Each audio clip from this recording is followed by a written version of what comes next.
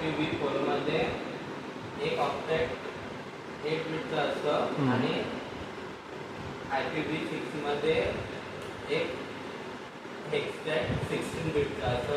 Total size of IPv4 32 bit असते आणि इथे हेक्सटेटची IPv6 ची पूर्ण साईज 128 बिट्सची असते.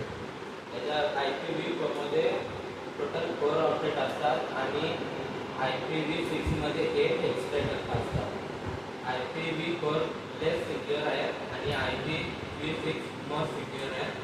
IPv4 classes content classes handle करतो आणि IPv6 डझंट कंटेंट क्लासेस.